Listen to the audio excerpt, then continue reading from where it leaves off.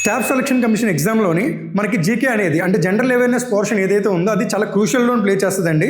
మనం ఏంటి అని అంటే ఈరోజు మనం ఒక 50 important questions from SSC point of వ్యూలోని చూద్దాం. ఇవన్నీ కూడా ఏంటంటే మనకి ప్రీవియస్ ఇయర్స్ నుంచి ఇచ్చారండి క్వశ్చన్స్ అన్నీ కూడా. ఇప్పుడు మనం ఫస్ట్ క్వశ్చన్ చూసుకున్నట్టయితే ఇంపర్ఫెక్ట్ అనే autobiography, imperfect is an autobiography of అని అడుగుతున్నారండి. అంటే ఇది మనకి బుక్స్ అండ్ ఆథర్స్ రిలేటెడ్గా ఉన్న టాపిక్. ఇందులో చూసుకున్నట్టయితే ఈ పర్టికులర్ క్వశ్చన్కి ఆన్సర్ ఏంటి అని అంటే సంజయ్ మంజ్రేకర్ అండి.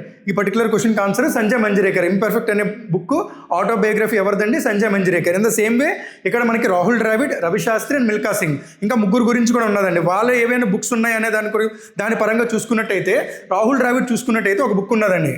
ఆ బుక్ పేరు ఏంటి అని అంటే a nice guy who finished first. A nice guy who finished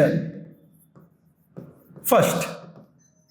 in the same way Ravi Shastri ఉన్నారు కదండి, ఆయన చూసుకుంటే ఆయనకున్న బుక్ పేరు ఏంటి అని అంటే star gazed,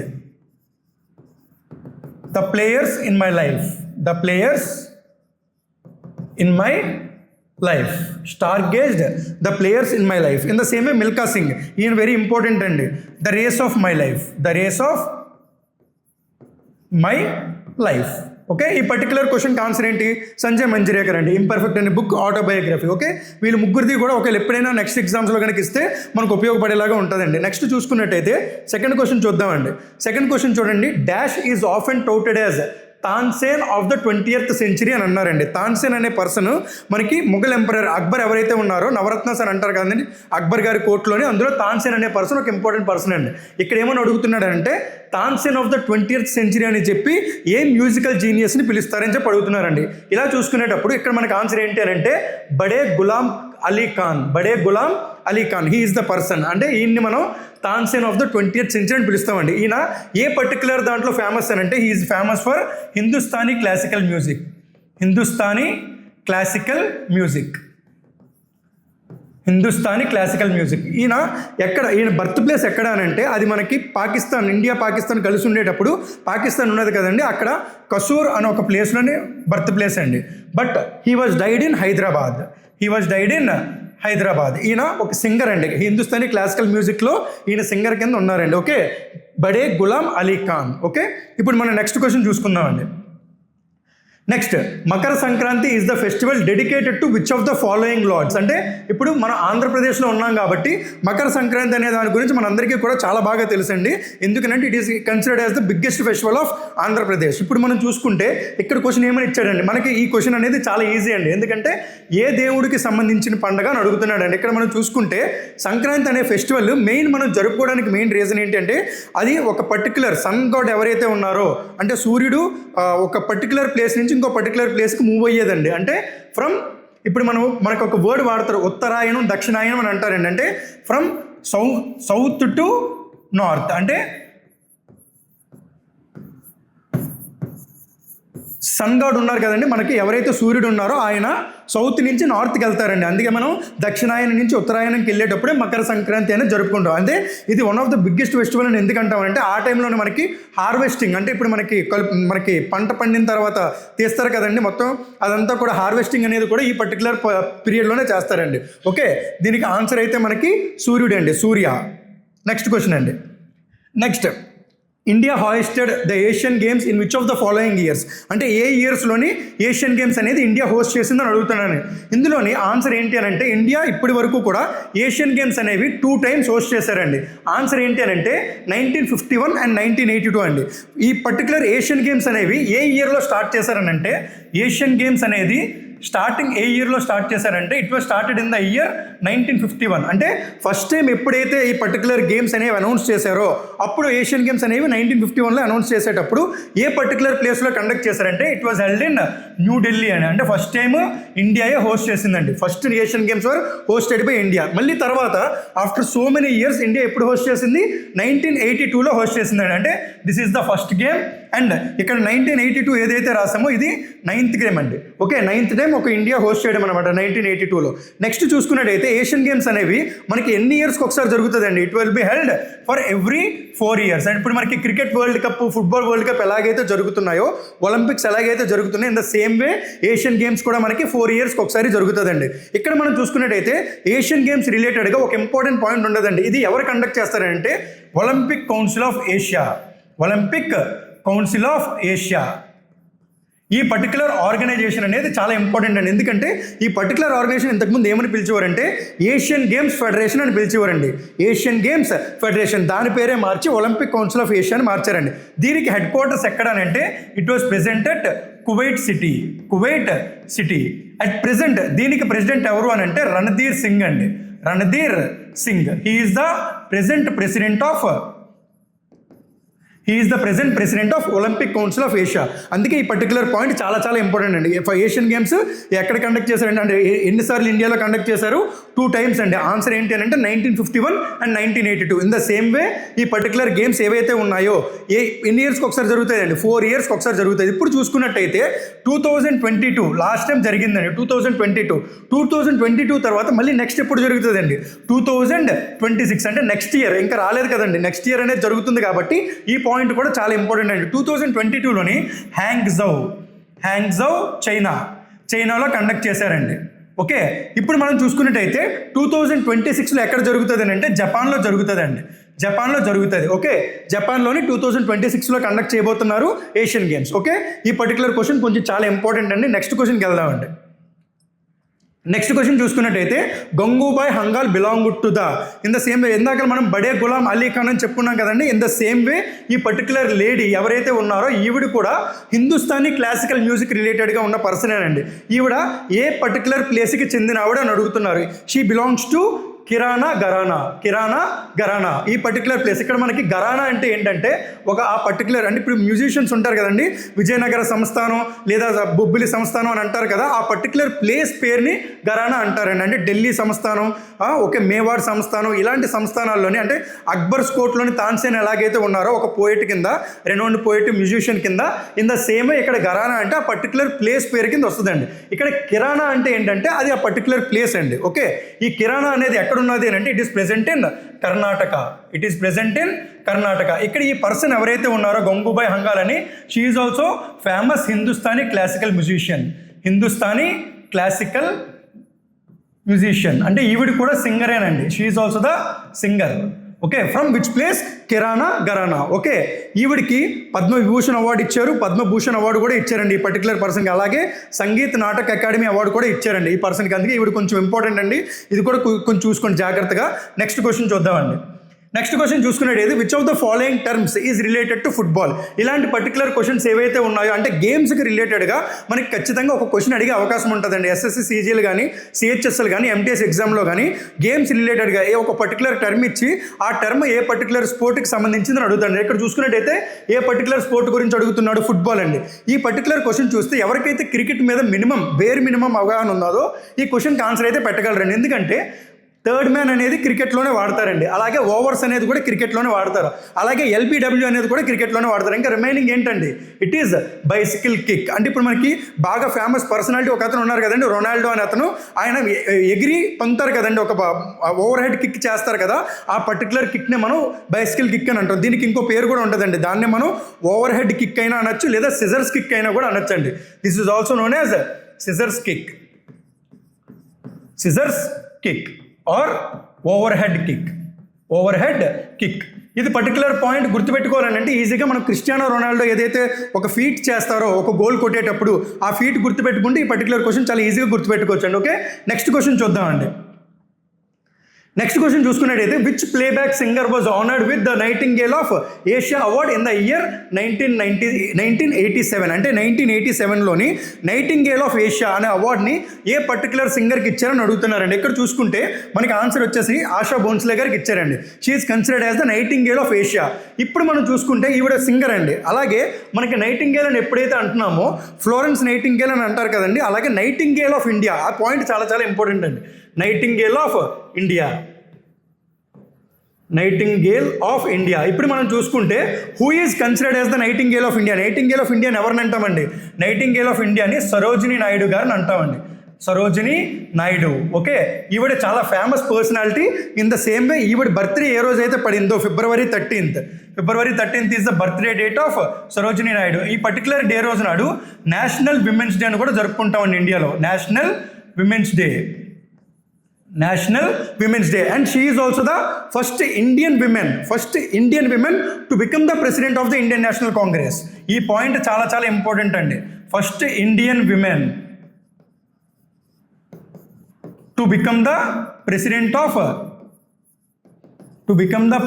of Indian National Congress. అదే ఫస్ట్ విమెన్ ప్రెసిడెంట్ ఎవరైనా అడిగారు అనుకోండి, answer is Annie Besant. Okay, but she is not an Indian. ఇక్కడికి వచ్చేటప్పటికి మనం ఫస్ట్ ఇండియన్ విమెన్ అని చెప్తున్నామండి. ఓకే, ఈ పర్టికులర్ పాయింట్ ఇంపార్టెంట్. అలాగే she is also the first governor of Uttar Pradesh province. అంటే ఇప్పుడు మనకి స్టేట్స్ ముందు ప్రొవిన్సెస్ ఉండేవి కదండి, ఆ ప్రొవిన్స్కి she is the first governor. ఎవరు? Nightingale of India. ఇక్కడ మనకు క్వశ్చన్ ఏంటండి, నైటింగేల్ ఆఫ్ ఏషియా ఎప్పుడైతే అన్నారో అది మనకి ఆన్సర్ ఏంటి? ఆశా భోన్స్లే అండి. She is the famous singer from India. Next question చూద్దామండి. నెక్స్ట్ క్వశ్చన్ చూసుకుంటే, the abbreviation of CPCL is associated with the petroleum industry in India. Expand CPCL అని అంటున్నాడు. అంటే సిపిసిఎల్కి ఫుల్ ఫామ్ అడుగుతున్నాడండి. ఇక్కడ చూసుకుంటే మనకి ఇచ్చిన ఆప్షన్స్లోని central petroleum corporation of India, petroleum corporation limited, Coimbatore petroleum corporation limited, Chennai petroleum corporation limited, corporation of petroleum and chemicals limited అని ఇచ్చాడండి. ఇక్కడ మనకి కరెక్ట్ ఆన్సర్ ఏంటి అని అంటే చెన్నై పెట్రోలియం కార్పొరేషన్ లిమిటెడ్ అండి. సిపిసిఎల్ అంటే చెన్నై పెట్రోలియం కార్పొరేషన్ లిమిటెడ్. ఇప్పుడు దీని గురించి చిన్న బ్రీఫ్గా తెలుసుకుందామండి. దీన్ని ఇంతకుముందు ఏమని పిలిచేవారంటే, it is considered as the Madras refineries limited అని పిలిచేవారండి. Madras refineries limited. ఓకే, ఇది ఏ పర్టిక్యులర్ ఆర్గనైజేషన్లో సబ్సిడరీ గ్రూప్ అంటే it is the subsidiary group of IOCL అండి. Indian oil corporation limited India ఉంది కదా, దాంట్లో మద్రాస్ రిఫైనరీస్ లిమిటెడ్ అనేది సబ్సిడరీ గ్రూప్ అండి. ఇప్పుడు చూసుకుంటే ఈ సిపిసిఎల్ ఏదైతే ఉందో దీనికి హెడ్ క్వార్టర్స్ ఎక్కడనంటే it is present in Chennai అండి. చెన్నై. ఓకే, ఇది ఎప్పుడు ఎస్టాబ్లిష్ చేశారంటే it was established in the year 1965. Chennai petroleum corporation of India లిమిటెడ్ని ఏమని పిలుస్తారు? మద్రాస్ రిఫైనరీస్ లిమిటెడ్ అని పిలుస్తారండి. ఇది ఎప్పుడు ఎస్టాబ్లిష్ చేశారు? 1965లో ఎస్టాబ్లిష్ చేశారండి. బట్ ఇది ఏ పర్టికులర్ గ్రూప్లో సబ్సిడరీ గ్రూప్ అంటే IOCL అండి.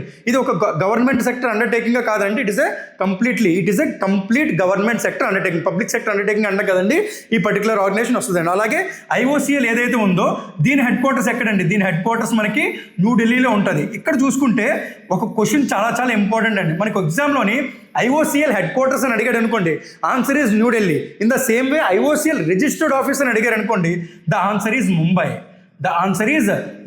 దీని ఎస్టాబ్లిష్డ్ ఇయర్ ఎప్పుడు అని అంటే 1959 అండి. దీని ఎస్టాబ్లిష్డ్ ఇయర్ 1959 IOCL. ఓకే, ఈ పర్టికులర్ క్వశ్చన్ ఏదైతే ఉందో ఇది కూడా చాలా చాలా ఇంపార్టెంట్ పాయింట్ అండి. నెక్స్ట్ అండి, low annual range of temperature and high annual rainfall are characteristics of. అంటే ఇక్కడ చూసుకున్నట్టయితే అడేమడుగుతున్నాడండి, low annual range of temperature and high annual rainfall. అంటే ఒక టెంపరేచర్ చూసుకున్నట్టయితే లోగా ఉండాలి, రెయిన్ఫాల్ చూసుకున్నట్టయితే హైగా ఉండాలి. అది ఏ క్యారెక్టరిస్టిక్స్ అంటే దేనికి సంబంధించిన క్యారెక్టరిస్టిక్స్లో ఉంటుందని అడుగుతున్నాడు. ఇక్కడ చూసుకున్నట్టయితే మన ఆన్సర్ ఏంటి అని అంటే ట్రాపికల్ హ్యూమిడ్ క్లైమేట్ అండి. అంటే ఇది మనకి మ్యాక్సిమం ఏ చోట ఉంటుందండి? Tropic of Cancer and tropic of Capricorn దగ్గర ఉంటుందండి. ట్రాపికల్ హ్యూమిడ్ క్లైమేట్ అంటే low annual range of temperature and high annual rainfall ఏ క్యారెక్టరిస్టిక్స్లోకి వస్తుంది? ట్రాపికల్ హ్యూమిడ్ క్లైమేట్ అండి. నెక్స్ట్ చూసుకుందాం అండి. నెక్స్ట్ చూసుకున్నట్టయితే the largest inland salt lake ఆడే ఇచ్చాడండి answer. The largest inland salt lake Sambhar. అంటే ఇప్పుడు మనకి ఈ పర్టికులర్ క్వశ్చన్లో చూసుకుంటే ఎప్పుడైనా సరే మనకి ఎగ్జామ్లోని which is considered as the largest inland salt lake అని అడిగాడు అనుకోండి, ఆన్సర్ ఏంటండి? Sambhar. Is located in dash of India. అంటే ఏ పార్ట్ ఆఫ్ ఇండియాలో ఉన్నది అడుగుతున్నాడు. అంటే north of India, south of India, north east, south west అని అడుగుతున్నాడు. ఇప్పుడు యాక్చువల్గా ఈ సాంబార్ అనే ప్లేస్ ఎక్కడున్నది అని అంటే it is located in Rajasthan అండి. It is located in Rajasthan.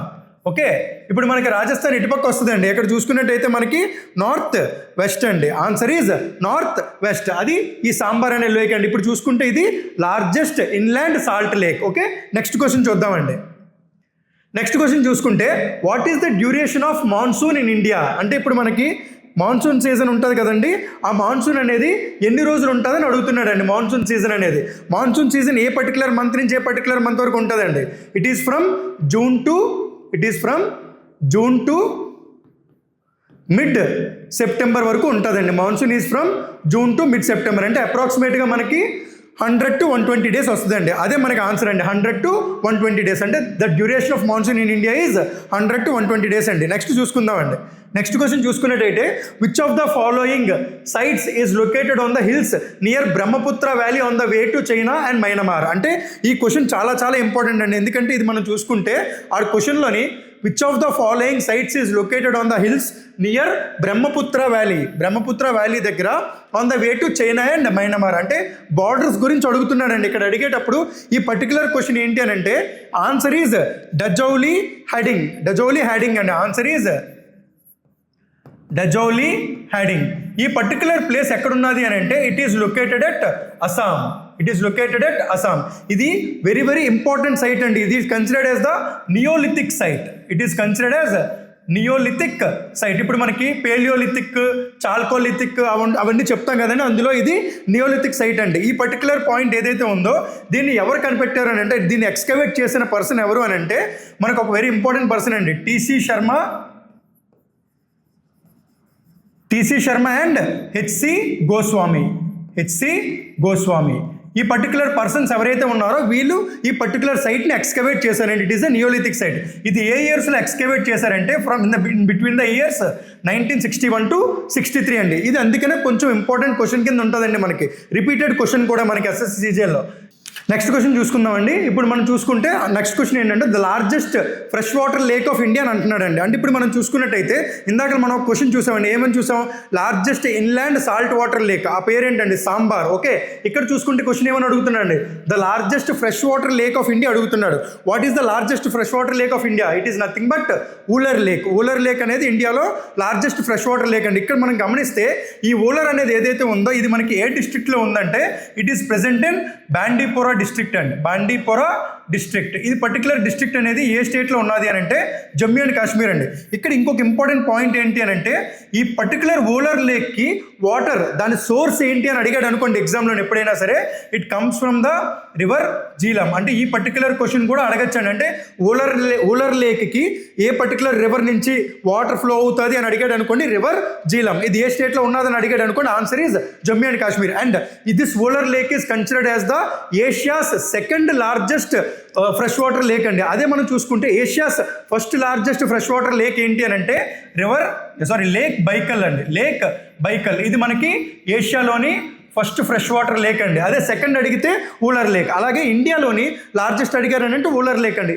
In the same way ఇక్కడ ఇంకొక క్వశ్చన్ కూడా ఉన్నదండి. చిల్కా లేక్ ఉన్నది కదండి. ఈ చిల్కా లేక్ ఏదైతే ఉందో it is the largest salt water lake in India.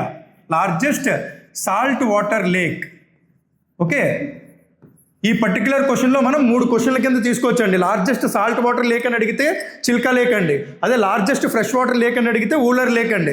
ఏషియాలోనే largest fresh water lake అంటే బైకల్. అది సెకండ్ లార్జెస్ట్ అండి ఏషియా అని అడిగాడు అనుకోండి ఊలర్ అండి. ఓకే, నెక్స్ట్ క్వశ్చన్ చూద్దామండి. నెక్స్ట్ క్వశ్చన్ చూసుకున్నట్టయితే which of the following is an example of eastern coast port. ఈ క్వశ్చన్ కొంచెం కామన్ సెన్స్ ఉపయోగించినా సరే ఎవరైనా సరే పెట్టగలరండి.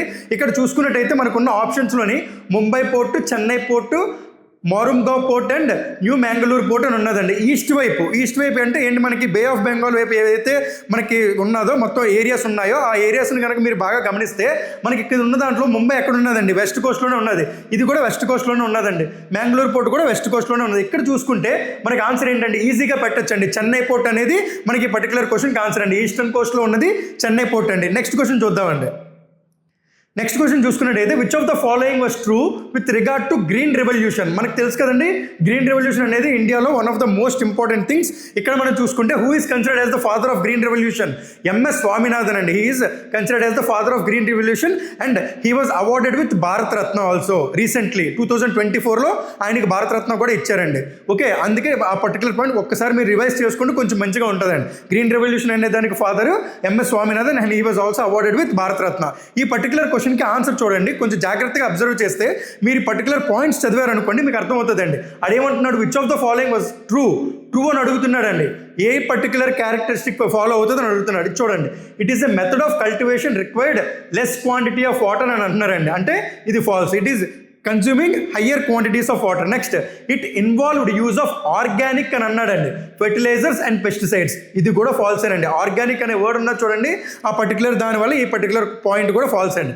Next it involved use of high yielding variety of seeds. అంటే మనకి ఏదైతే పంట ఉన్నదో ఆ పంటని ఫర్ ఎగ్జాంపుల్ మనం ఒక ఎకరానికి ఒక 10 బస్తాలు వచ్చాయి అని అంటే హై ఈల్డింగ్ వెరైటీ అంటే మనకు ఒక 20-30 ఎకరాలు వచ్చేలాగా సీడ్స్ని సో చేసి మనకి ఆ పర్టికులర్ పాయింట్లోని 10 ఒక 10 బస్తాలు రావాల్సిన చోట ఒక 20-30 బస్తాలు వచ్చేలాగా పండిస్తారండి. ఇదే ఈ పర్టికులర్ పాయింట్ మనకు ఆన్సర్ అండి. It involved using high yielding variety of seeds. ఇది కూడా మనం కొంచెం కామన్ సెన్స్ ఉపయోగించినా సరే ఈ పర్టికులర్ క్వశ్చన్ కూడా ఆన్సర్ మనం పెట్టచ్చండి. అంటే దీనికి మనకి చదవాలనే పాయింట్ కూడా అక్కర్లేదు.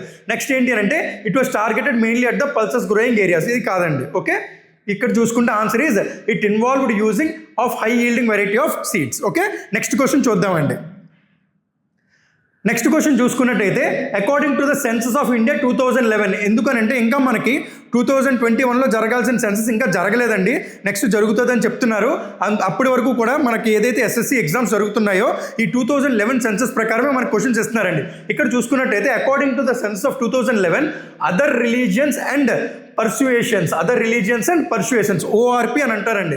Comprise how much of the population అంటే ఈ పర్టికులర్ పీపుల్ ఎవరైతే ఉన్నారో ఎంతమంది పాపులేషన్ ఉన్నారో అని అడుగుతున్నారు. అకార్డింగ్ టు విచ్ సెన్సస్ అండి?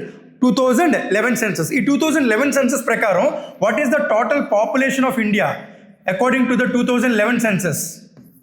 2011 ప్రకారం what is the population of India అండి? అప్రాక్సిమేట్లీ 121.09 crores అండి. 121.09 crores. ఇక్కడ మనకి అదర్ రిలీజియన్స్ అండ్ పర్సుయేషన్స్ అని అంటున్నాడు కదా. ఇప్పుడు మనం చూసుకున్నట్టయితే మనకి Hindus, Muslims, Sikhs, Christians, Buddhists and Jains.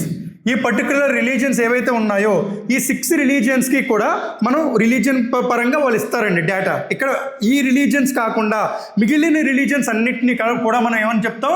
Other religions and పర్సుయేషన్స్ అని అంటామండి, ORP. అలాగ ఉన్న పాపులేషన్ ఎంతమంది ఉన్నది అని అడుగుతున్నాడండి. ఇక్కడ మనం చూసుకుంటే ద ఆన్సర్ ఈజ్ 7.9 million. అంటే ఇప్పుడు మనం చూసుకుంటే అప్రాక్సిమేట్లీ 79 lakh మెంబర్స్ ఉన్నారండి. ఇప్పుడు మనం చూసుకుంటే ఇందులోనే హైయెస్ట్ పాపులేషన్ ఎందులో ఉన్నది అని అంటే హిందూస్లో ఉన్నదండి. అకార్డింగ్ టు 2011 సెన్సస్ ప్రకారం అప్రాక్సిమేట్లీ 2011 సెన్సస్ ప్రకారం ఎవరికైతే ఎక్కువ పాపులేషన్ మెజారిటీ ఏ పర్టికులర్ కమ్యూనిటీకి ఉన్నది అని అంటే హిందూస్కి ఉన్నదండి. It is approximately 79%. Okay, in the same ఇక్కడ మనకి 79 lakhs అని ఉన్నది కదా.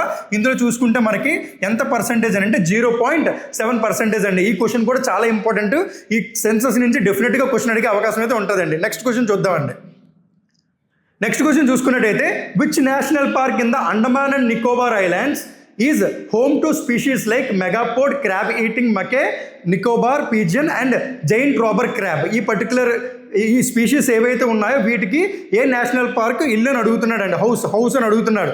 ఇందులో the answer is Campbell Bay National Park అండి. Campbell Bay National Park. ఇక్కడ చూసుకున్నట్టయితే అండమాన్ అండ్ నికోబార్లోనే ఈ క్యాంబెల్ బే నేషనల్ పార్క్ ఉన్నదండి. ఇక్కడ చూసుకుంటే పాపికొండ నేషనల్ పార్క్ మనకు తెలుసు కదండి, it is present in Andhra Pradesh. Okay, అలాగే Raimona national park it is present in Assam అండి. It is present in Assam. అలాగే Mouling national park it is present in Arunachal Pradesh. ఇక్కడ మీరు చూసుకోండి, ఎప్పుడైనా సరే ఈ పర్టికులర్ ఆప్షన్స్ ఏవైతే ఉన్నాయో ఇందులో నుంచి రేపు పొద్దున మనకి ఏదైనా క్వశ్చన్ కనుక ఇస్తే మనం ఆన్సర్ పెట్టేలాగా ఉండాలండి. Raimona national park is located at which place అని అడిగాడు అనుకోండి, అస్సాం. అలాగే క్యాంబెల్ బే నేషనల్ పార్క్ ఎక్కడని అడిగాడు అనుకోండి, అండమాన్ అండ్ నికోబార్ ఐలాండ్స్. అలాగే మౌలింగ్ నేషనల్ పార్క్ ఎక్కడని అడిగాడు అనుకోండి, అరుణాచల్ ప్రదేశ్. ఇక్కడ చూసుకుంటే ఈ అండమాన్ అండ్ నికోబార్ ఐలాండ్స్ ఉన్నది కదండి, ఇక్కడ మనకి సదరన్ మోస్ట్ టిప్లోని ఒక పాయింట్ ఉంటుందండి. దాన్ని మనం ఏమని అంటాం? ఇందిరా పాయింట్ అని అంటాం. It is the last point of India. Southern most tip దగ్గర లాస్ట్ పాయింట్ అనేది గ్రేట్ నికోబార్ దగ్గర ఉంటుందండి. That is Indira point. Okay, next question చూద్దామండి. నెక్స్ట్ క్వశ్చన్ చూస్తే who is the father of modern ecology? Modern ఎకాలజీకి ఫాదర్ ఎవరు అని అడుగుతున్నారండి. And here the answer is E.P. Odum. Eugene P. Odum. He is the father of modern ecology. Eugene P. Odum.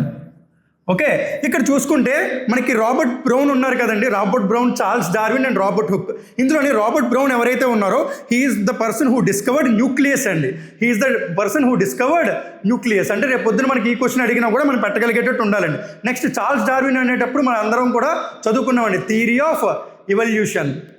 Theory of evolution. Next అలాగే Robert Hooke ఉన్నారు కదండి, he is the person who founded cell అనే దాన్ని found చేశారండి. He is the founder of cell, Robert Hooke. Robert Brown is the founder of nucleus. Charles Darwin is the founder of theory of evolution. E P Odum ఎవరైతే ఉన్నారో he is considered as the father of modern ecology. Next question చూద్దామండి. What is mainly responsible for the increase in the green house effect? అంటే మనకు తెలుసు కదండి green house gases అని అంటాం కదా. What is the main responsible for the increase in the green house effect అని అన్నాడు. ఏది రెస్పాన్సిబిలిటీ వహిస్తుంది అని అడుగుతున్నాడు. ఇక్కడ చూసుకుంటే ఆప్షన్ 1లోని ఇంక్రీజింగ్ SO2 లెవెల్స్ అని అన్నాడు, అంటే సోడియం ఆక్సైడ్ లెవెల్స్ అండి. Next ozone layer hole chlorofluorocarbon content is rising, increasing CO2 concentration. ఇక్కడ మనకి క్లియర్ కట్గా ఆన్సర్ ఏంటి అని అంటే increasing in the CO2 concentration అండి. ఎప్పుడైతే మనకి అట్మాస్ఫియర్లో CO2 కాన్సన్ట్రేషన్ అనేది పెరుగుతుందో దానివల్ల మనకి గ్లోబల్ వార్మింగ్ అనేది జరుగుతుందండి. దానివల్ల మనకి గ్రీన్ హౌస్ ఎఫెక్ట్ అనేది కూడా ఫామ్ అవుతుందండి. Here the answer is increasing CO2 concentration అండి. ఓకే, నెక్స్ట్ క్వశ్చన్ చూద్దామండి. The elections to the Panchayati Raj institution or conducted by అని అన్నాడు. అంటే మన పంచాయతీరాజ్ ఇన్స్టిట్యూషన్ ఏదైతే ఉన్నదో దానికి ఎలక్షన్స్ ఎవరు కండక్ట్ చేస్తారని అడుగుతున్నాను. ఇది one of the most important from polity point of వ్యూలో అండి. ఇక్కడ పంచాయతీరాజ్ ఇన్స్టిట్యూషన్స్ అని అంటున్నాం కదా, ఇందులో పంచాయతీరాజ్ చూసుకుంటే ఎవరు ఎలక్షన్స్ కండక్ట్ చేస్తారు అన్నాడు. జనరల్గా మనకి జనరల్ ఎలక్షన్స్ ఏవైతే ఉన్నాయో దానికి ఎలక్షన్స్ ఎవరు కండక్ట్ చేస్తారండి? జనరల్ ఎలక్షన్స్కి ఎలక్షన్స్ అనేవి ఎవరు కండక్ట్ చేస్తారండి? మనకి ఏదైతే ఎలక్షన్ కమిషన్ ఆఫ్ ఇండియా ఉన్నదో, ECI body, election commission of India ఏదైతే ఉన్నదో వాళ్ళు ఎవరెవరికి కండక్ట్ చేస్తారండి elections? Election commission of India అనే వాళ్ళు they will conduct elections for, ఇది చాలా చాలా ఇంపార్టెంట్ అండి, they will conduct elections for president, vice president and Lok Sabha. President, vice president and Lok Sabha and state legislative assemblies. State legislative assemblies అంటే ప్రెసిడెంట్కి కానీ, vice ప్రెసిడెంట్కి కానీ, లోక్సభ ఎలక్షన్స్కి కానీ, అలాగే స్టేట్ లెజిస్లేటివ్ అసెంబ్లీస్కి కానీ ఈ పర్టికులర్ బాడీ ఏదైతే ఉందో, అలాగే ఇన్ ద సేమ్ వే రాజ్యసభకు కూడా. రాజ్యసభ వీళ్ళందరికీ కూడా మన election commission of India central లెవెల్లో ఏదైతే ఉన్నదో ఆ పర్టికులర్ బాడీ కండక్ట్ చేస్తుందండి. ఇక్కడ చూసుకుంటే election commission of India articles ఎక్కడి నుంచి ఎక్కడి వరకు అండి? Article 324 to article number 329. Article 324 to 329 deals with the election commission of India. ఇక్కడ క్వశ్చన్ ఏమని అడుగుతున్నాడు? పంచాయతీరాజ్ ఇన్స్టిట్యూషన్స్కి ఎవరు కండక్ట్ చేస్తారు? బట్ ఈ ఎలక్షన్ కమిషన్ ఆఫ్ ఇండియా గురించి ఇక్కడ మనం రాయలేదు కదండి. అంటే పంచాయతీరాజ్ ఇన్స్టిట్యూషన్కి జనరల్గా మనకి ఏదైతే సెంట్రల్ లెవెల్లో ఉన్నదో వాళ్ళు కండక్ట్ చేయరండి. మనకి స్టేట్ లెవెల్లో ఉన్న ఎలక్షన్ కమిషనర్ ఎవరైతే ఉంటారో, state election commission of India, state election commission of India వీళ్ళు కండక్ట్ చేస్తారండి. ఓకే, ఇక్కడ చూసుకోండి స్టేట్ ఎలక్షన్ కమిషన్ ఈ పర్టికులర్ బాడీ కండక్ట్ చేస్తుంది. ఇక్కడ మనం చూసుకుంటే పంచాయతీరాజ్కి ఏ అమెండ్మెంట్ యాక్ట్ ప్రకారం మనకు కాన్స్టిట్యూషనల్ అథారిటీ ఇచ్చారండి? Panchayati Raj got constitutional amendment act ఏంటండి? 73rd constitutional amendment act 1992. దీని ప్రకారం మనకి పంచాయతీరాజ్ ఇన్స్టిట్యూషన్కి కాన్స్టిట్యూషనల్ అథారిటీ వచ్చిందండి. ఓకే, నెక్స్ట్ క్వశ్చన్ చూద్దామండి. Next, the 71st amendment to the Indian constitution included Konkani, Manipuri, Nepali languages in the with schedule. అంటే ఏ స్కెడ్యూల్లో ఆ పర్టికులర్ 71st అమెండ్మెంట్ యాక్ట్ ద్వారా ఈ లాంగ్వేజెస్ అనేవి ఇంక్లూడ్ చేశారని అడుగుతున్నారండి. మన ఇండియాలో టోటల్గా ఉన్న అఫీషియల్ లాంగ్వేజెస్ ఎన్నండి? Total number of official languages in India ఎన్నండి? మనకి మొత్తం 22 ఉన్నాయండి. టోటల్గా 22 అఫీషియల్ లాంగ్వేజెస్ ఉన్నాయి. ఇక్కడ మనకి క్వశ్చన్ ఏదైతే ఉన్నదో ఇక్కడ మనకి ఆన్సర్ ఏంటండి? 8th షెడ్యూల్ అండి. Answer is 8th schedule. Languages ఏవైతే ఉన్నాయో అవన్నీ కూడా మనకి 8th షెడ్యూల్లో ఉంటాయండి. నెక్స్ట్ క్వశ్చన్ చూద్దామండి. నెక్స్ట్ క్వశ్చన్ చూడండి. Which case held that in any conflict between, ఇది వెరీ వెరీ ఇంపార్టెంట్ క్వశ్చన్ అండి, in any conflict between fundamental rights and directive principles the former would prevail. అంటే దాని అర్థం ఏంటండి? ఎప్పుడైనా సరే ఏ పర్టికులర్ కేసులోనైనా, ఎనీ పర్టికులర్ డిస్ప్యూట్లోనైనా సరే ఫండమెంటల్ రైట్స్ గొప్పదా లేదా డైరెక్టివ్ ప్రిన్సిపల్స్ గొప్పదా అనే పాయింట్ కనుక వచ్చింది అని అంటే ఈ పర్టికులర్ పాయింట్లో మనకి ఏమని చెప్తున్నాడు? ద ఫార్మర్ వుడ్ ప్రివైల్ అని అంటున్నాడు కదండి. అంటే ఏంటి? ఫండమెంటల్ రైట్స్ అన్నిటికన్నా ముందొస్తాయి. అంటే ఫండమెంటల్ రైట్స్ ఏదైతే ఉందో దానికే వెయిటేజ్ ఎక్కువ ఉంటుంది అనే పాయింట్ అండి ఈ పర్టికులర్ క్వశ్చన్. ఏ కేసు ప్రకారం మనకి సుప్రీంకోర్టు తీర్పు ఇచ్చిందని అడుగుతున్నాడు. ఆ పర్టికులర్ కేసు ఏంటి అని అంటే చంపక్ దొరైరాజన్ కేసు 1951 అండి. ఈ పర్టికులర్ కేసు ద్వారా ఒక పర్టికులర్ కంక్లూజన్కి వచ్చారండి సుప్రీంకోర్టు. ఏంటది? If any conflict between fundamental rights or directive principles of state policy arises former would prevail. అంటే ఫండమెంటల్ రైట్స్ ఒక అడుగు ఎక్కువ ఉంటుంది అని చెప్తున్నారండి. ఓకే, అది ఏ కేసు ప్రకారం చెప్పారు? It is Champak Dorairajan case 1951. ఇది చాలా చాలా ఇంపార్టెంట్ క్వశ్చన్ అండి. ఇప్పుడు మనం చూసుకున్నట్టయితే ఫండమెంటల్ రైట్స్ అనేది ఏ part of the Indian constitution అండి? Fundamental right comes under part number 3. అదే డైరెక్ట్ ప్రిన్సిపల్స్ అయితే ఏ part of the Indian constitution అండి? It comes under part number 4. Part 3లో మనకి ఏ ఆర్టికల్ నుంచి ఏ ఆర్టికల్ వరకు ఉంటుందండి? Article number 12 to article number 35. అలాగే మనం ఇక్కడ చూసుకుంటే పార్ట్ 4లోని article number 36 to article number 51 అండి. ఓకే, ఈ పర్టికులర్ క్వశ్చన్ చాలా చాలా ఇంపార్టెంట్ అండి. చంపక్ దొరైరాజన్ కేస్ 1951 ప్రకారం ఈ పర్టికులర్ క్వశ్చన్ ఏదైతే ఉందో దానికి ఆన్సర్ అని చెప్పొచ్చండి. నెక్స్ట్ క్వశ్చన్ అండి. Next, which article deals with the composition of the Rajya Sabha? అంటే మనకు రాజ్యసభ ఏదైతే ఉంటుందో what is the total strength of the Rajya Sabha అండి? రాజ్యసభలో మనకి టోటల్ స్ట్రెంత్ వచ్చేసి 250 అండి. ప్రెజెంట్ స్ట్రెంత్ ఎంత ఉన్నదండి? ప్రెజెంట్ స్ట్రెంత్ ఈజ్ 245 మెంబర్స్ ఉన్నారండి. ఓకే, ఈ కాంపోజిషన్ ఏదైతే ఉందో అది ఏ ఆర్టికల్లో మెన్షన్ చేసి ఉంటుందో అని అడుగుతున్నాడు. ఇక్కడ మనకి ఆన్సర్ ఏంటి అని అంటే ఆర్టికల్ నెంబర్ 80లో చెప్తారండి కాంపోజిషన్ ఆఫ్ ద రాజ్యసభ గురించి. నెక్స్ట్ ఇక్కడ చూసుకున్నట్టయితే ఇక్కడ ఆర్టికల్ 76 అని ఉన్నది కదండి. ఆర్టికల్ 76 దేనికి రిలేటెడ్గా ఉంటుందండి? It is very very important. Attorney general of India గురించి చెప్తుందండి. Attorney general of India. Article 80 అయితే కాంపోజిషన్ ఆఫ్ ద రాజ్యసభ గురించి చెప్తుంది. అలాగే ఆర్టికల్ 84 ఉన్నది కదండి. ఆర్టికల్ 84 దేనికోసం అండి? It tells about the qualifications. It tells about the qualifications of the member of parliaments. Next చూసుకున్నట్టయితే ఆర్టికల్ 92 ఏదైతే ఉందో removal of the vice president అండి. Removal of vice president or chairman of Rajya Sabha or chairman of Rajya Sabha అండి. Okay, ఈ particular articles ఏవైతే ఉన్నాయో ఇందులో 76 అయితే attorney general of India, article 80 deals with the composition of the Rajya Sabha, article 84 అయితే క్వాలిఫికేషన్స్ గురించి చెప్తుందండి. అలాగే 92 అయితే removal of the vice president of Rajya Sabha అండి. నెక్స్ట్ క్వశ్చన్ అండి.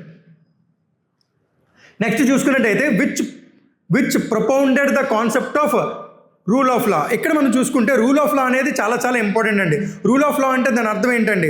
ఈ ఇండియాలోనే కాదు, ఇప్పుడు కొన్ని కంట్రీస్ ఉంటాయండి, అక్కడ మనకి లా అనేది ఎలా ప్రివైల్ అవుతుంది అని అంటే any person who is present in the particular country he is not above the law. అంటే ఆయనకి పవర్ ఉండొచ్చు, పవర్ లేకపోవచ్చు, ఏ స్టేట్లో ఉన్నా సరే ఆ పర్టికులర్ పర్సన్ లా కన్నా కిందనే ఉంటాడండి. అంటే ఎవరికైనా సరే పవర్లో ఉన్న పర్సన్కైనా పవర్లో లేని పర్సన్కైనా ఒక నార్మల్గా ఉన్న హ్యూమన్ బీయింగ్ అయినా ఎవరికైనా సరే లా అనేది ఒకేలాగా వర్తించాలనేదే మనకి రూల్ ఆఫ్ లా అనే దాంట్లో చెప్తారండి. Okay, that is the meaning of rule of లా. అది ఏ పర్టికులర్ పర్సన్ ఇచ్చారు అని అంటే ఏవి డైసీ అండి. ఏవి డైసీ. ఇది రూల్ ఆఫ్ లా అనేది మనం ఎక్కడి నుంచి తీసుకున్నాం అని అంటే it the concept is taken from United Kingdom అండి. United Kingdom. ఓకే, ఈ పర్టికులర్ క్వశ్చన్ కూడా చాలా ఇంపార్టెంట్ అండి. నెక్స్ట్ క్వశ్చన్ చూద్దామండి. నెక్స్ట్ క్వశ్చన్ చూసుకున్నట్టయితే which of the following statements is incorrect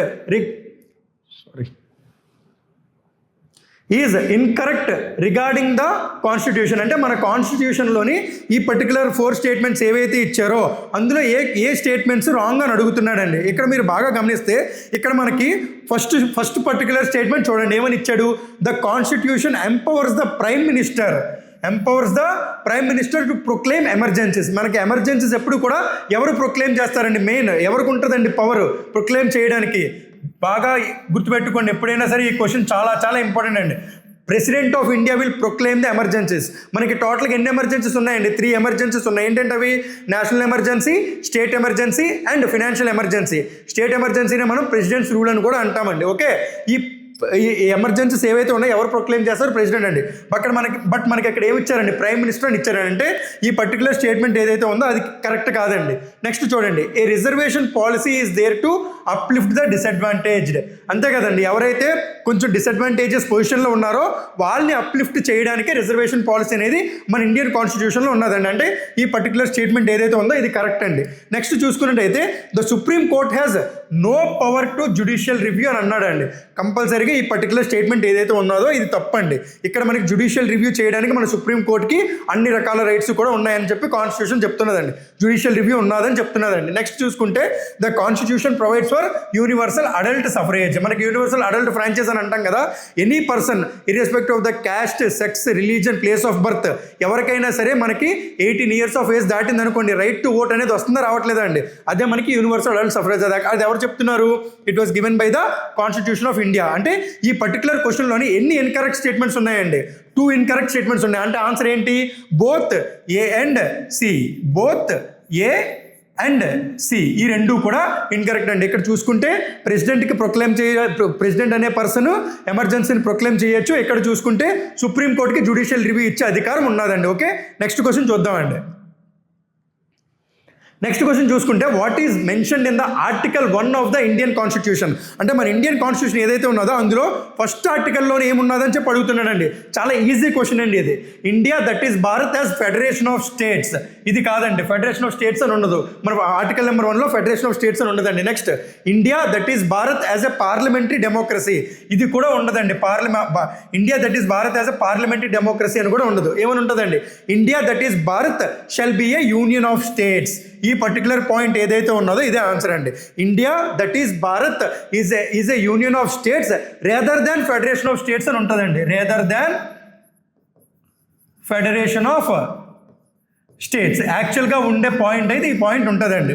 అంటే India that is Bharat shall be a union of states rather than federation of states. అంటే దాని అర్థం ఏంటంటే మన ఇండియాలో ఎన్ని స్టేట్స్ ఉన్నా సరే అవన్నీ కూడా ఒక యూనియన్లోనే ఉండాలండి. అంటే మన ఇండియాలోని 100 స్టేట్స్ ఉండొచ్చండి, అంతే తప్ప ఇండియా నుంచి సిసీడ్ అయిపోయేలాగా, అంటే ఇండియా నుంచి బయటకు వెళ్ళిపోయేలాగా ఏ స్టేట్ కూడా ఫామ్ అవుతుంది. బట్ ఇంటర్నల్గా ఎన్ని స్టేట్స్ ఉన్నా సరే, ఫర్ ఎగ్జాంపుల్ మనం చూసుకున్నట్టయితే ఆంధ్రప్రదేశ్ అనేది ఇంతకుముందు తెలంగాణ విడిపోకముందు ఉమ్మడి ఆంధ్రప్రదేశ్గా ఉండేది కదండి. కానీ తెలంగాణ విడిపోయిన తర్వాత 2 స్టేట్స్ కింద విడిపోయాం. But we are not a part of any, అంటే ఇప్పుడు మనం ఏదైతే ఉన్నామో ఇండియా నుంచి ఎక్కడికి కూడా బయటకు వెళ్ళిపోలేదండి. మనం ఇండియాలోనే ఇంటర్నల్గా 2 పార్ట్స్ కింద విడిపోయాం అంతే. ఓకే, దాన్నే మనం యూనియన్ ఆఫ్ స్టేట్స్ అని అంటామండి. Rather than federation of states. Federation of states అనేది ఎందులో ఉంటుంది, it is present in USA. అంటే దాని అర్థం ఏంటంటే అందులోని మొత్తం యూఎస్ఏలో మొత్తం 50 స్టేట్స్ ఉన్నాయండి.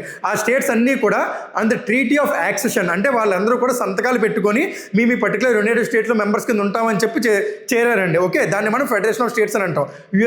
యూఎస్ఏది ఫెడరేషన్ ఆఫ్ స్టేట్స్ అండి. బట్ ఇండియాది ఏంటి, యూనియన్ ఆఫ్ స్టేట్స్. అంటే ఇండియాలో ఉన్న ఏ స్టేట్కి కూడా బయటికి వెళ్ళిపోయే అధికారం లేదండి. ఓకే, నెక్స్ట్ ఇంకొక ఆప్షన్ ఏమని ఇచ్చాడు, India that is Bharat as a presidential form of democracy. ఇది కూడా కాదండి. Okay, answer is India that is Bharat shall be a union of states. Next question చూద్దామండి.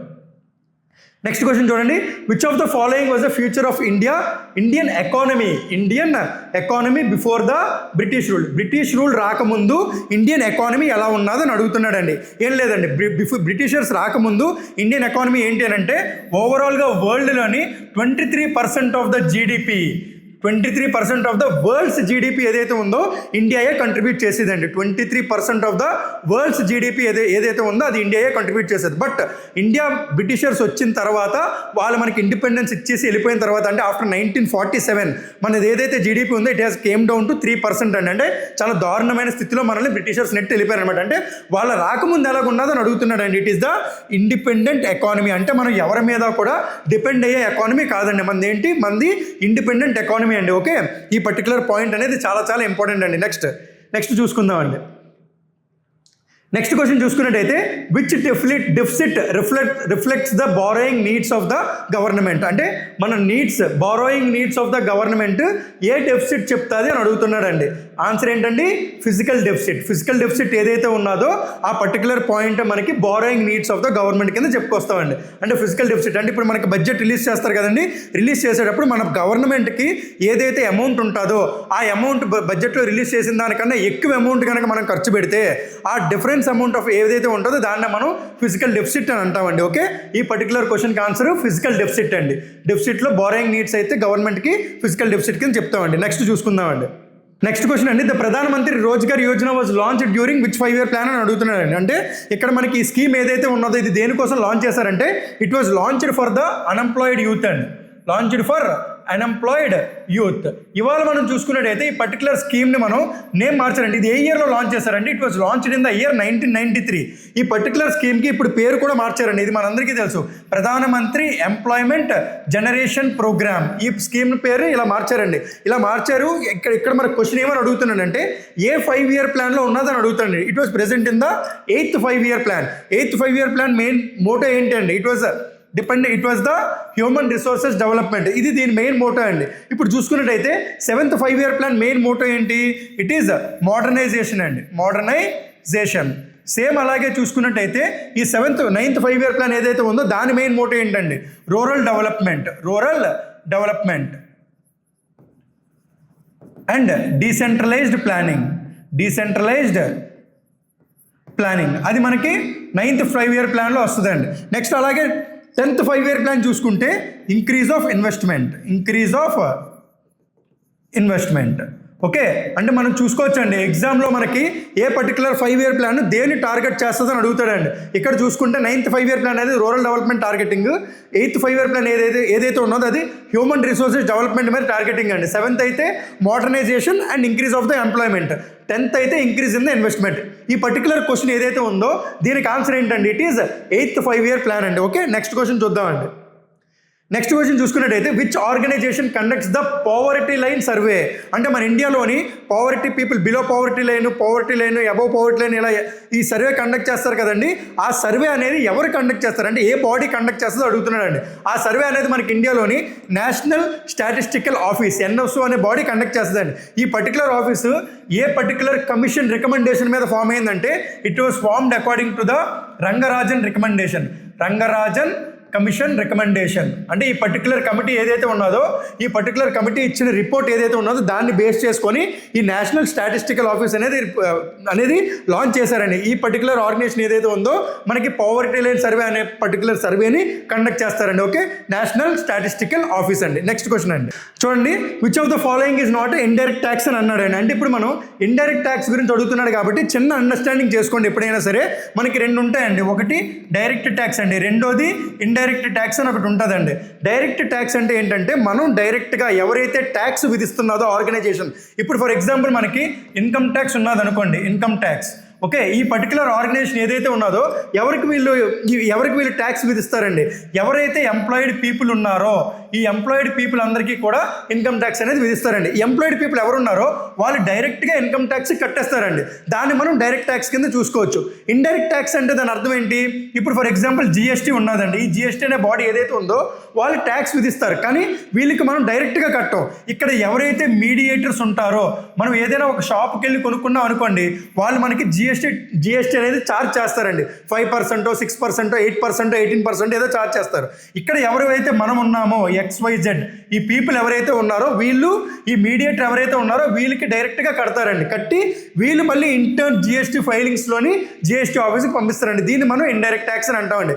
ఇక్కడ చూసుకుంటే క్వశ్చన్ ఏమని అడుగుతున్నాడు, ఇండైరెక్ట్ ట్యాక్స్ అంటే ఏంటని అడుగుతున్నాడు అండి. Which of the following is not an indirect tax. ఇక్కడ చూసుకుంటే excise tax, goods and services tax, customs duty, wealth tax. ఇందులోని ఎక్సైజ్ కానీ, గూడ్స్ అండ్ సర్వీసెస్ కానీ, కస్టమ్స్ డ్యూటీ కానీ ఈ మూడు కూడా ఇండైరెక్ట్ ట్యాక్స్ అండి. Only wealth tax is not a indirect tax. Wealth tax అనేది ఏంటి, it is a direct tax అండి. ఓకే, నెక్స్ట్ క్వశ్చన్ చూద్దామండి.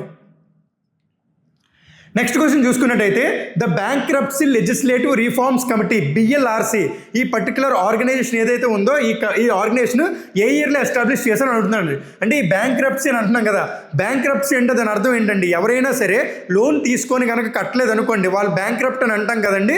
ఈ పర్టికులర్గా ఇప్పుడు మనం చూసుకున్నట్టయితే కొంతమంది బిగ్ షాట్స్ ఉన్నారు కదండి, వాళ్ళు మనకి లోన్స్ కట్టలేదు, చాలా అమౌంట్స్ అంటే crores of rupees తీసుకొని వాళ్ళు బ్యాంక్రప్ట్స్ అయిపోయారండి, ఇండియా నుంచి వెళ్ళిపోయారు కూడా వాళ్ళు. అలాంటి పర్సన్స్ కోసం ఈ బ్యాంక్రప్సీ లెజిస్లేటివ్ రిఫార్మ్స్ కమిటీ అనేది ఒకటి వేశారండి.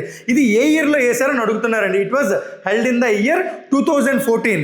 ఈ పర్టికులర్ కమిటీ అనేది ఎవరు హెడ్ చేశారండి, ఈ పర్టికులర్ కమిటీని మనకి టీకే విశ్వనాథన్ ఈ పర్టికులర్ పర్సన్ ఎవరైతే ఉన్నారో ఈయన మనకి సెక్రటరీ జనరల్ ఆఫ్ లోక్సభ కింద చేశారండి. He is the secretary general of Lok Sabha and ఈయన లా సెక్రటరీ కింద కూడా చేశారు. ఓకే, ఈయన ఇచ్చిన రికమెండేషన్స్ మీద ఈ particular bankruptcy legislative reforms committee అనేది ఎస్టాబ్లిష్ చేశారండి. ఏ ఇయర్లోని, it was in the year 2014. ఈయన ఏదైతే 2014లో చేశారో అప్పుడు మనకి ఫైనాన్స్ మినిస్టర్ ఎవరు అని అంటే అరుణ్ జైట్లీ గారండి, Arun Jaitley. Okay, he submitted his recommendations to Arun Jaitley. ఆయన ఇచ్చిన రికమెండేషన్స్ వల్లే ఈ BLRC అనే కమిషన్ అనేది ఫామ్ చేశారండి. ఓకేనా, టీకే విశ్వనాథన్ ఈ పేరు కూడా చాలా చాలా ఇంపార్టెంట్ అండి. ఎందుకంటే ఈ కమిటీ అనేది ఏ ఇయర్లో అని అడిగారండి, ఏ కమిటీ రికమెండేషన్స్ మీద ఆధారపడి ఇచ్చారు అని అంటే ఆన్సర్ ఈజ్ టీకే విశ్వనాథన్ అండి. నెక్స్ట్ క్వశ్చన్ చూద్దామండి.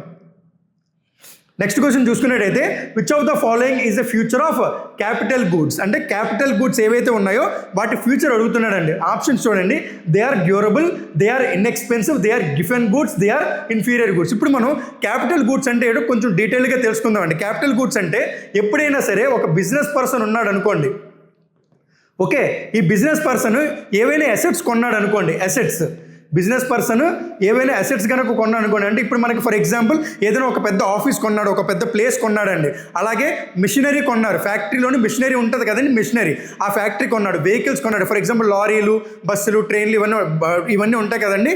ఈ పర్టికులర్ వెహికల్స్ ఏవైతే ఉన్నాయో అవి కానీ పెద్ద పెద్ద ఆఫీసెస్ కానీ ప్లేసెస్ కానీ కొన్నారనుకోండి, వాటిని మనం క్యాపిటల్ గూడ్స్ అని అంటామని. అంటే అవి ఎక్స్పెన్సివ్గా ఉంటాయా, తక్కువ రేట్లో ఉంటాయండి? It is expensive. Capital goods అనేవి ఎప్పుడు కూడా ఈ బిజినెస్ పీపుల్ ఎవరైతే ఉంటారో వాళ్ళు గూడ్స్ అండ్ సర్వీసెస్ తయారు చేయడానికి కొనే గూడ్స్ని మనం క్యాపిటల్ గూడ్స్ అని అంటామండి.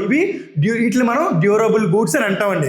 They are very expensive. ఇక్కడ ఏమని ఇచ్చాడు, దే ఆర్ ఇన్ఎక్స్పెన్సివ్ అన్నాడు. Giffen goods are inferior goods, రెండు కూడా ఏంటండి, ఇవన్నీ కూడా ఇన్ఫీరియర్ గూడ్స్ అంటే దాని అర్థం ఏంటి, తక్కువ రకమైన గూడ్స్ అని అర్థం అండి. ఓకే, ఈ పర్టికులర్ క్యాపిటల్ గూడ్స్ ఏవైతే ఉన్నాయో ఇవి మనకి డ్యూరబుల్ గూడ్స్ అని అంటామండి. అంటే ఇప్పుడు ఇల్లు ఉన్నది అనుకోండి, అప్రిషియేట్ అవుతాయి కదండి, అలాగే మనకి వెహికల్స్ అవన్నీ ఉంటాయి, అవి వాల్యూ డిప్రిషియేట్ అయినా సరే అవన్నీ కూడా హ్యూజ్ నెంబర్స్లో ఉంటాయి కదండి. అంటే నెంబరింగ్ ఏదైతే ఉందో మనకి హ్యూజ్లో ఉంటుందండి, దాన్ని మనం క్యాపిటల్ గూడ్స్ అని అంటామండి. నెక్స్ట్ చూసుకుందామండి.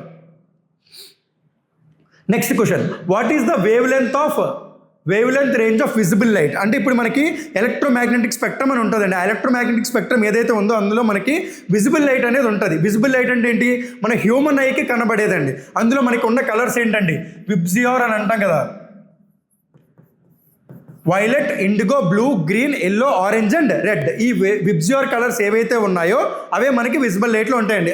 ఈ పర్టికులర్ రేంజ్ అడుగుతున్నాడండి. ఆ రేంజ్ ఎంత అని అంటే 0.4 to 0.7 మైక్రోమీటర్స్ అండి. యాక్చువల్గా ఏంటి అని అంటే 400 నానోమీటర్స్ టు 700 నానోమీటర్స్ అని చెప్తారండి. 400 నానోమీటర్స్ టు 700 నానోమీటర్స్. కానీ ఇక్కడ ఏమని ఇచ్చారు, మైక్రోమీటర్స్లో కన్వర్ట్ చేశారు కాబట్టి 0.4 to 0.7 మైక్రోమీటర్స్ అండి. ఇక్కడ చూసుకుంటే వైలెట్ కలర్ ఏదైతే ఉందో దానికి 400 వస్తుందండి.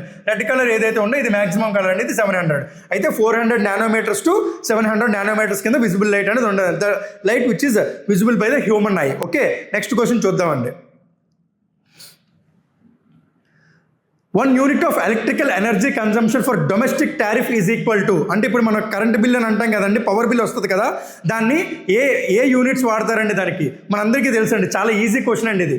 కిలో వాట్ అవర్, KWH అండి. కిలో వాట్ అవర్స్లో అంటే ఒక యూనిట్ని ఏ రకంగా చూసుకోవచ్చు, కిలో వాట్ అవర్ అంటే 6 kilo watt hours, 10 kilo watt hours అని చెప్తారండి. మనకు వచ్చే కరెంట్ బిల్లు దీని మీద ఆధారపడి ఉంటుందండి. ఓకే, నెక్స్ట్ క్వశ్చన్ చూద్దామండి. ఓకే అండి, నెక్స్ట్ క్వశ్చన్ అండి. In which year did Albert Einstein predict a new state of matter, the Bose Einstein condensate? ఈ పర్టికులర్ పాయింట్ ఉన్నది కదా, ఇది ఇంపార్టెంట్ అండి. Based on quantum formulation by the Indian physicist Satyendranath Bose. అందుకని చెప్పి దీనికి బోస్-ఐన్స్టీన్ కండెన్సేట్ అని పేరు పెట్టారండి. ఇది ఏ ఇయర్లో కనుక్కున్నారని అడుగుతున్నారండి. And the answer is 1924. Okay అండి, నెక్స్ట్ క్వశ్చన్ అండి. Which of the following is not an organic compound అని అంటున్నాడు. అంటే ఇక్కడ మీరు ఆప్షన్స్ చూసుకున్నట్టయితే ఫస్ట్ వన్ ఏమున్నదండి, ammonia, second one nonane, third one furan and last one is decane. ఇక్కడ చూసుకుంటే ఈ మూడు కొంచెం ఒకలాగే ఉన్నాయండి, సిమిలర్గా. ఇంకా మనకి ఏదైతే డిఫరెంట్గా ఉన్నదో అమోనియా అని, ఈ పర్టికులర్ క్వశ్చన్కి ఆన్సర్ ఇదేనండి. Ammonia is the answer for this particular question. అంటే which of the following is not an organic compound. Next question చూద్దామండి. నెక్స్ట్ క్వశ్చన్ అండి, the process of extracting metals from their ores by heating is called. అంటే మనకి ఏవైతే ఓర్స్ ఉంటాయో దాని నుంచి మెటల్స్ని extract చేయడానికి ఒక పర్టికులర్ టెంపరేచర్ వరకు వాడారనుకోండి, దాన్ని మెల్టింగ్ అంటామండి. ఆ మెటల్స్ని ఎక్స్ట్రాక్ట్ చేయడానికి ఎక్కువ టెంపరేచర్ కనుక వాడితే దాన్ని మనం స్మెల్టింగ్ అని అంటామండి. దీనికి ఆన్సర్ ఏంటి అని అంటే స్మెల్టింగ్ అండి. Smelting is the process of extracting metals from their ores by heating. Okay, next question చూద్దామండి. What is the chemical formula of washing soda అని అడుగుతున్నాడు అండి. అంటే వాషింగ్ సోడాకి కెమికల్ ఫార్ములా అడుగుతున్నాడు. ఇందులోని Na2CO3.10H2O ఇదే మనకి ఆన్సర్ అండి. ఓకే, ఇది వాషింగ్ సోడాకి ఫార్ములా అండి. నెక్స్ట్ ఆప్షన్స్ ఏంటి, Na2SO4, NaOH, NaHCO3 అని అన్నాడండి. ఇక్కడ చూసుకుంటే ఇక్కడ మనకి ఈ NaOH ఏదైతే ఉందో దీన్ని మనం కాస్టిక్ సోడా అని అంటామండి, కాస్టిక్ సోడా. అలాగే మనం NaHCO3 ఏదైతే ఉన్నదో దీన్ని మనం బేకింగ్ సోడా అని అంటామండి, బేకింగ్ సోడా. ఓకే, ఇది సోడియం బైకార్బోనేట్ అని అంటాం కదండి, అది. నెక్స్ట్ చూసుకుందామండి. నెక్స్ట్ క్వశ్చన్ చూసుకున్నట్టయితే what was James Chadwick's famous discovery in 1932? 1932లోని జేమ్స్ చాడ్విక్ అనే పర్సన్ ఎవరైతే ఉన్నారో ఆయన ఏం డిస్కవర్ చేశారని అడుగుతున్నారండి. He is the person who discovered neutron అండి, న్యూట్రాన్. ఓకే, అలాగే మనం చూసుకున్నట్టయితే ఎలక్ట్రాన్ డిస్కవర్ చేసింది ఎవరండి, J.J. థామ్సన్. అలాగే ప్రోటాన్ డిస్కవర్ చేసింది ఎవరండి, Ernest Rutherford. Okay, next question అండి. Which part of the human brain helps in walking in a straight line? అంటే మన బ్రెయిన్లోని ఏ పార్ట్స్ ఉంటాయండి? Cerebrum, cerebellum, medulla oblongata అని అంటాం కదండి, దాన్ని మనం బ్రెయిన్ స్టెమ్ అని కూడా అంటాం కదా. ఈ పర్టికులర్ పార్ట్స్ ఏవైతే ఉన్నాయో ఆ పార్ట్స్లోని ఏది మనకి స్ట్రైట్ లైన్లో వాక్ చేయడానికి ఉపయోగపడుతుంది అని అడుగుతున్నాడండి. And the answer is cerebellum అండి. Okay, cerebellum is the part where human beings will walk in a straight line. Next question అండి, which animal can change its gender during its life span? అంటే ఏ particular animal ఆ life స్పాన్లో, మొత్తం life స్పాన్లోని ఆ gender అనేది మార్చుకోవచ్చు. అంటే మేల్ది ఫీమేల్ కింద, ఫీమేల్ది మేల్ కింద మార్చుకునే అవకాశం ఏ పర్టికులర్ యానిమల్కి ఉంటుందని అడుగుతున్నానండి. దీన్నే మనం ఏమని అంటామంటే హెర్మోఫ్రోడైట్ అని అంటామండి. హెర్మోఫ్రోడైట్.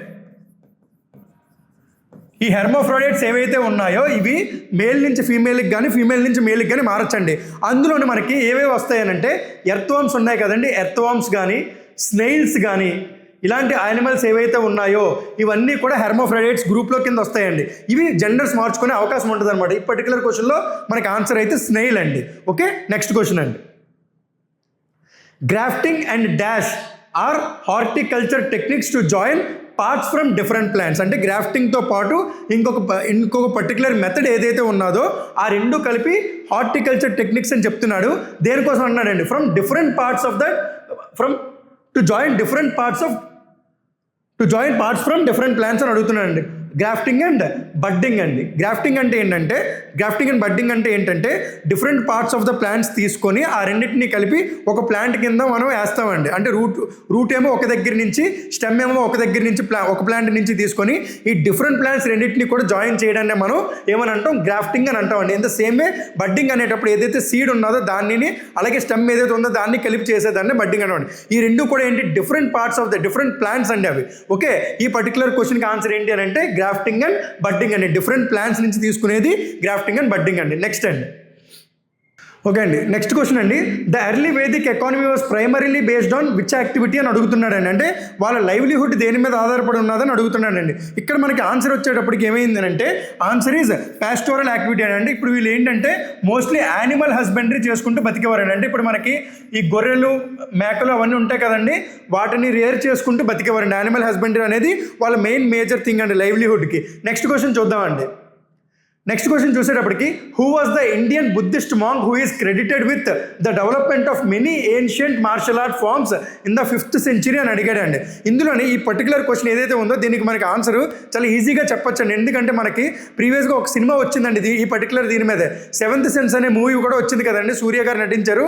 అందులోని అక్కడ మనకి బోధిధర్మ గురించి చెప్తారు కదండి. ఈ పర్టికులర్ క్వశ్చన్కి ఆన్సర్ కూడా అదేనండి. ఆయన చేసింది ఏంటి అని అంటే షావోలిన్ కుంగ్ఫు అనే పర్టికులర్ మార్షల్ ఆర్ట్ ఫామ్ అండి, షావోలిన్ కుంగ్ఫు. దీన్ని అక్కడ డెవలప్ చేశారండి అతను. ఓకే, ఈ పర్టికులర్ క్వశ్చన్కి ఆన్సర్ వచ్చేసి బోధిధర్మ అండి. నెక్స్ట్ క్వశ్చన్ చూద్దామండి. Zafar Khan was a famous general of which of the following rulers of the Delhi sultanate? ఇందులోనే మనకి ఆన్సర్ వచ్చేసి జఫర్ ఖాన్ అనే అతను అలావుద్దీన్ ఖిల్జీకి ఆ పర్టికులర్ పర్సన్ జనరల్ కింద పనిచేశారండి. ఈయన ఏంటి అని అంటే ముల్తాన్ అనే ప్లేస్లోని ఈయన జనరల్ కింద ఉన్నారండి. ముల్తాన్, సంవత్ అనే ప్లేసెస్లో హీ ఈజ్ ద జనరల్. ఇందులోని అలావుద్దీన్ ఖిల్జీ ఉండేటప్పుడే మాలిక్ కఫూర్ అని ఒక పర్సన్ కూడా ఉంటారండి. ఆయన డెక్కన్ పార్ట్స్లోని జనరల్ కింద ఉండేవారండి. ఓకే, అందుకే అలావుద్దీన్ ఖిల్జీ అప్పుడు జఫర్ ఖాన్ అండ్ మాలిక్ కఫూర్ ఈ రెండు పేర్లు కూడా మర్చిపోకూడదండి. నెక్స్ట్ క్వశ్చన్ చూద్దామండి. పృథ్వీరాజ్ III, ఈయన మనం పృథ్వీరాజ్ చౌహాన్ అని కూడా అంటామండి. He defeated and Afghan rural named dash in 1191. ఈ 1191లో జరిగిందాన్ని ఏ బ్యాటిల్ అని చెప్తామండి? It is known as the battle of terrain. Okay, ఇది 1191లో జరిగిందండి. ఈ బ్యాటిల్లోని పృథ్వీరాజ్ చౌహాన్ ఎవరిని ఓడించారని అడుగుతున్నాడండి. సుల్తాన్ మొహమ్మద్ గోరీని మొత్తం ఆయన 16 times ఓడించారని చెప్తారండి. ఇలా చూసుకున్నట్టయితే 1192లోని మొహమ్మద్ గోరీ డిఫీటెడ్ పృథ్వీరాజ్ చౌహాన్ అండి. ఓకే, అది second battle of Tarain. First battle of టెరైన్లోని Prithviraj Chauhan defeated Mohammad Ghori. Second battle of టెరైన్లోని ఏమైంది? రివర్స్ అయ్యిందండి. మొహమ్మద్ గోరీ డిఫీటెడ్ పృథ్వీరాజ్ చౌహాన్ అండి. ఓకే, నెక్స్ట్ క్వశ్చన్ చూద్దామండి. The art of decoration called Pietra Dura became popular during whose reign? ఈ Pietra Dura టెక్నిక్ అని ఏదైతే ఉందో ఇది ఒక art and culture related question అండి. ఇందులో ఏంటంటే ఈ పర్టికులర్ టెక్నిక్ ఉపయోగించి ఏ పర్టికులర్ ఆర్కిటెక్చర్ అనేది బిల్డ్ చేశారనేది ఈ పర్టికులర్ క్వశ్చన్ అండి. ఈ పర్టికులర్ టెక్నిక్ అనేది మనకి తాజ్ మహల్ కట్టడానికి వాడారండి. తాజ్ మహల్. ఓకే, మన ఇండియాలో ఫేమస్ ఉన్నది కదండి తాజ్మహల్, అది కట్టడానికి ఈ పర్టికులర్ టెక్నిక్కే వాడారు. ఇది ఏ పర్టికులర్ కింగ్ ఉండేటప్పుడు ఫేమస్ అని అంటే షాజహాన్ ఉన్నాడు. షాజహానే కదండి కట్టించారు మనకి తాజ్మహల్. ఈ పర్టికులర్ కింగ్ ఉండేటప్పుడు ఇది ఫేమస్ అండి. నెక్స్ట్ అండి, lord Curzon declared partition of which place in 1905. మనకి వెరీ వెరీ ఈజీ క్వశ్చన్ అండి ఇది. లార్డ్ కర్జన్ ఎవరైతే ఉన్నారో 1905లోని బెంగాల్ ఉన్నది కదండి, బెంగాల్ని స్ప్లిట్ చేశారండి. ఎలాగా? ఈస్ట్ బెంగాల్ కింద, అలాగే వెస్ట్ బెంగాల్ కింద. ఎవరైతే ముస్లిం మెజారిటీ పాపులేషన్ ఉన్నదో అది ఈస్ట్ బెంగాల్ కింద విడగొట్టారండి. అదే ఈ రోజు మనం చూసుకుంటే బంగ్లాదేశ్ అండి. ఇన్ ద సేమ్ వే ఎవరైతే హిందూ మెజారిటీ పాపులేషన్ ఉన్నదో అది వెస్ట్ బెంగాల్ కింద విడగొట్టారండి. అది ఏ ఇయర్లో విడగొట్టారండి? 1905లో. దాన్ని మనం పార్టీషన్ ఆఫ్ బెంగాల్ అని అంటామండి. నెక్స్ట్ క్వశ్చన్ చూద్దామండి. చూడండి, next question, the first English factory in Bengal setup on the banks of river Hooghly అని అడుగుతున్నాడు. అంటే రివర్ హూగ్లీ మీద ఫస్ట్ ఇంగ్లీష్ ఫ్యాక్టరీ అంటే ఈస్ట్ ఇండియా కంపెనీ ఉన్నది కదండి, ఏ ఇయర్లో బిల్డ్ చేశారని అడుగుతున్నారండి. ఫస్ట్ ఫ్యాక్టరీ అది 1651లో బిల్డ్ చేశారండి. ఓకే, ఈ పర్టికులర్ క్వశ్చన్ ఏదైతే ఉందో ఇది చాలా చాలా ఇంపార్టెంట్ క్వశ్చన్ కింద చూసుకోవచ్చండి మనం. ఓకేనా, ఇవాళ మనం ఏవైతే 50 క్వశ్చన్స్ చెప్పామో అవి మనకి ఎస్ఎస్సి సిజిఎల్లోని ప్రీవియస్ ఇయర్స్ క్వశ్చన్లో ఇచ్చారండి. అంటే సిజిఎల్ కానీ, సిహెచ్ఎస్ఎల్ కానీ, ఎంటీఎస్ కానీ ఈ పర్టికులర్ ఎగ్జామ్స్లోని ప్రీవియస్ ఇయర్స్ క్వశ్చన్స్ ఏవైతే ఉన్నాయో అలాగా 50 క్వశ్చన్స్ అని ఇప్పుడు మనం డిస్కస్ చేసామండి. ఇంకా నెక్స్ట్ వీడియోస్లో కూడా ఈ పర్టికులర్ క్వశ్చన్స్ అనేవి చెప్తూ ఉంటాము. ఎవరైనా సరే ఈ పర్టికులర్ క్వశ్చన్స్లోని ఇంకా మీరు ఏవైనా కనుక క్వశ్చన్స్ తీసుకొని మనం ఇంకా డిస్కస్ చేయాలనుకుంటే కామెంట్ సెక్షన్లో కమెంట్ చేయండి.